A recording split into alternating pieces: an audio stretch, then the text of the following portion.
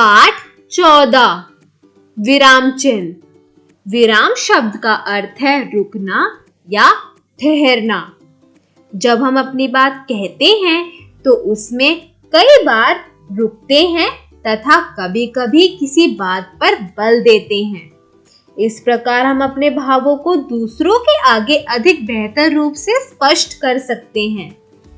लिखित भाषा में अपने इन्हीं विचारों या भावों को स्पष्ट करने के लिए संकेत चिन्हों का प्रयोग किया जाता है।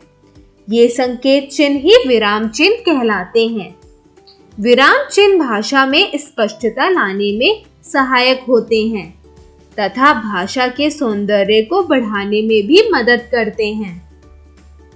वाक्यों के बीच-बीच में थोड़ी देर के लिए रुकने का संकेत करने वाले चिन्हों को विराम चिन्ह कहते हैं। मुख्य विराम चिन्ह निम्नलिखित हैं। पहला, पूर्ण विराम।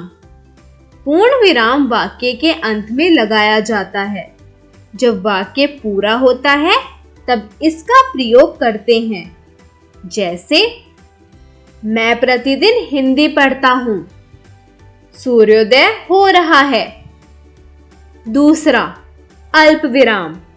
जब पूर्ण विराम से कम समय के लिए वाक्य के बीच में रुकना पड़े तो अल्प विराम चिन्ह का प्रयोग किया जाता है।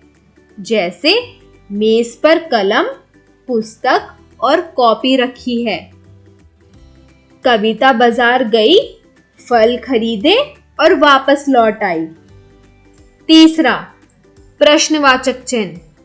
जिस वाक्य में हम किसी से कोई प्रश्न पूछते हैं तो प्रश्नवाचक चिन्ह का प्रयोग किया जाता है। जैसे, तुम्हारा नाम क्या है? तुम कौन सी कक्षा में पढ़ते हो? तुम कहाँ रहते हो?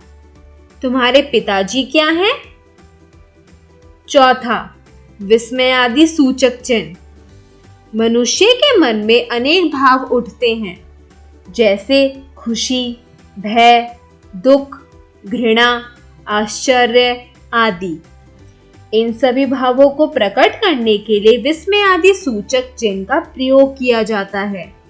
जैसे, वाह, हम यह मैच भी जीत गए। छी, यहां इतनी गंदगी क्यों है? हमने सीखा। वाक्यों के बीच-बीच में थोड़ी देर के लिए रुकने का संकेत करने वाले चिन्हों को विराम चिन्ह कहते हैं। वाक्य के अंत में लगाया जाने वाला चिन्ह पूर्ण विराम कहलाता है। जब पूर्ण विराम के कम समय के लिए वाक्य के बीच में रुकना पड़े तो अल्प विराम चिन्ह का प्रयोग किया जाता है। जिस वाक्य में प्रश्न पूछा जाता है उसके अंत में प्रश्नवाचक चिन्ह का प्रयोग किया जाता है। हर्ष, आश्चर्य, घृणा जैसे मन के भावों को प्रकट करने के लिए विस्मयादि सूचक चिन्ह का प्रयोग किया जाता है।